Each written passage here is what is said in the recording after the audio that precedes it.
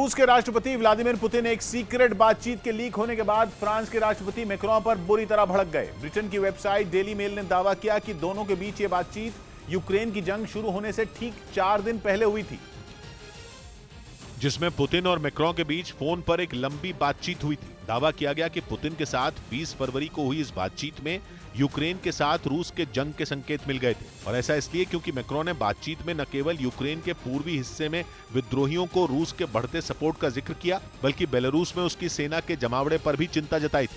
पश्चिमी मीडिया के मुताबिक मैक्रों ने फोन पर पुतिन से कहा था कि अगर वो यूक्रेन से बातचीत करना चाहते हैं तो उन्हें शांति बनाने की कोशिश करनी होगी, और साथ ही वो बढ़ते सैन्य अभ्यास पर क्या कहेंगे। इस पर पुतिन ने जवाब दिया था कि सैन्य अभ्यास उस रात यानी 20 फरवरी को ही खत्म हो जाएगा।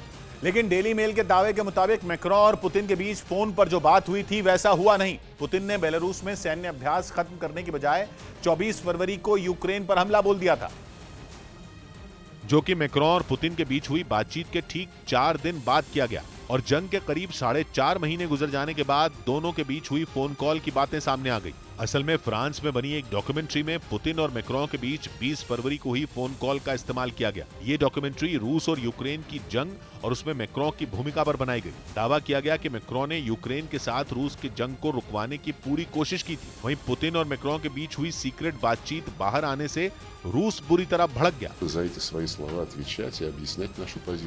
फ्रांस 2 नाम के टीवी चैनल ने पिछले हफ्ते ही मैक्रों पर बनाई गई डॉक्यूमेंट्री को रिलीज किया था, जिसमें पुतिन के साथ उनकी बातचीत को इस्तेमाल किया गया था।